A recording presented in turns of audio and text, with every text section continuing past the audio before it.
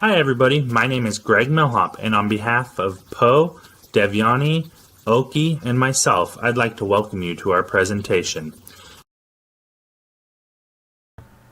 Hi, I'm Devyani presenting case scenario, decision problem, and Porter's five forces. Year 1978 marked the beginning of transition process in China. Chinese pharmaceutical market became the third largest in year 2010. Chinese pharmaceutical market primarily dominated by domestic firms. Two main customers for pharmaceutical companies, hospitals and retail pharmacies. In China, TCM, traditional Chinese medicine, continues to form fairly distinct medical concept compared to Western medicines. TCM follows holistic and philosophic approach while Western medicine follows strongly evidence-based scientific approach. In China, Western pharma is facing different epidemiological profile. Despite of double-digit growth, Western pharma companies are underperforming in China. Also, most Western pharma companies are located in tier 1 cities like Beijing and Shanghai. Logistic hurdles and sales force scarcity are holding back Western pharma's expansion in China. Another problem Western pharma is facing inconsistent regulatory development in the light of healthcare reforms.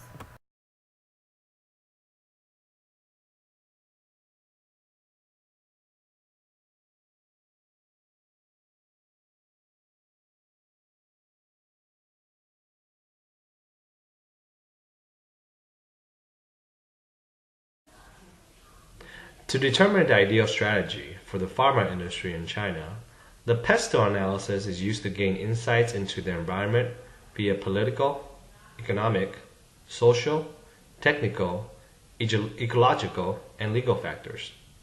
Political factors.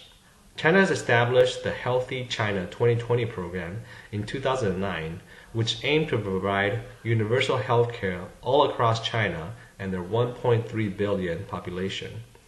The China government has also promised to improve the intellectual property rights enforcement as well as improve quality and safety regulations. The Chinese government is also dedicated to streamlining their distribution sector. The political factors overall create a positive impact for the pharma industry. Economic factors. China is the third largest pharma market in the world. They have a very favorable market that allows extensive animal testing, provides a comprehensive labor market, and they also have a large patient pool for the pharma industry to perform clinical testing. However, the country has had diminished labor and raw material cost advantages recently. But because the pharma industry isn't as labor intensive, this does not affect them as much.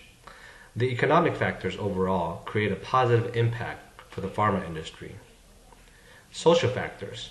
China has had an increasing population of the elderly, of 60-plus-year-old, that will become heavily reliant on medicine and healthcare. They also have a high number of graduates from higher education centers that will provide the pharma industry with plenty of qualified employees. The social factors overall create a positive impact for the pharma industry. Technological factors.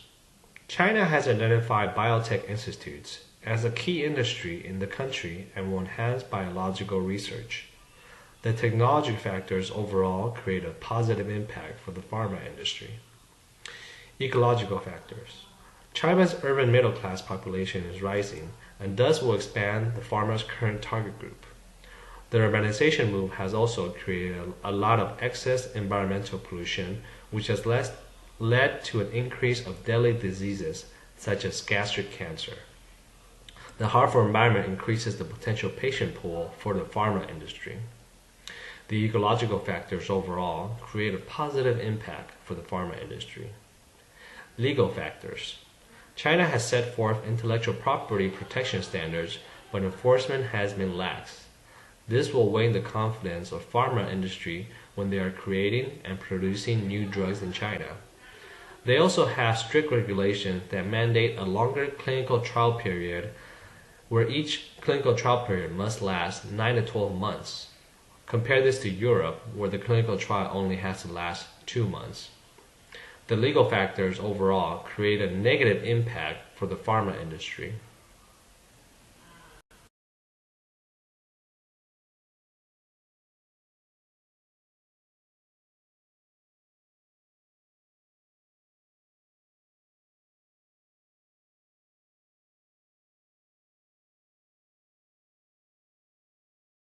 Hey everybody, my name's Greg, and I'm going to be going over the 3 alternative solutions.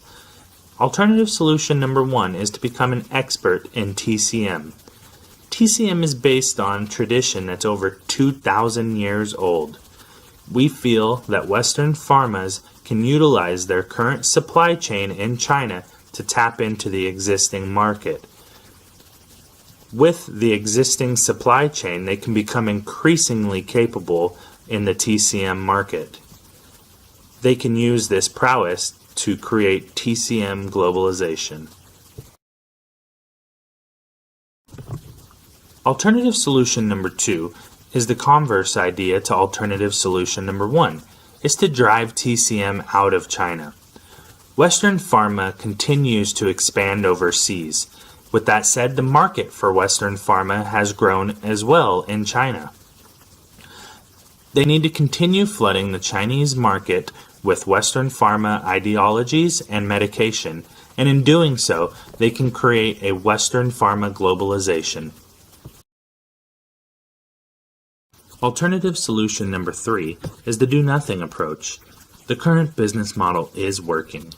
Western pharma has developed a presence in China which spans the entire value chain. They are even beginning to attract TCM customers. While profitability may be low currently, the future is bright as they've built a foundation that should provide profitability for many years to come. Our recommendation is to become TCM experts. Becoming TCM experts is for Western pharma to go after the TCM market by diversifying product portfolio to include branded traditional Chinese medicine products. The Chinese pharma industry is already dominated by over 3,500 firms. Instead of competing with these local firms for the low-value generic market, using a blue ocean strategy, Western pharma would create a new market space by introducing branded TCM products to the Western market. Outlook for the Western market also looks sustainable. Increase in demand for alternative medicine has been on the rise.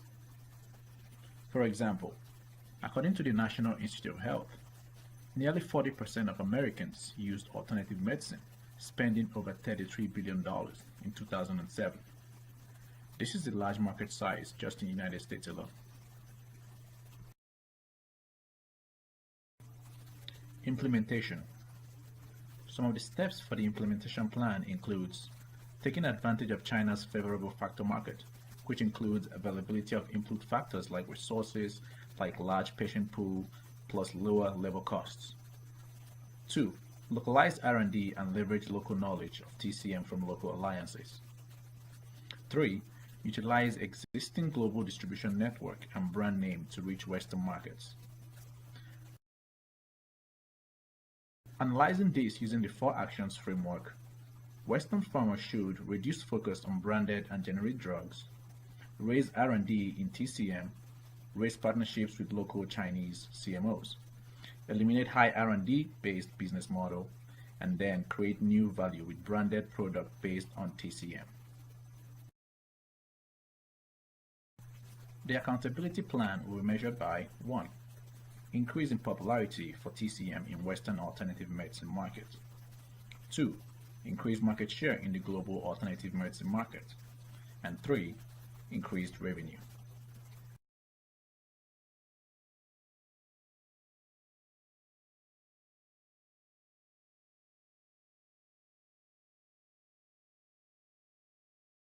On behalf of everyone in our group, We appreciate your time in watching our presentation.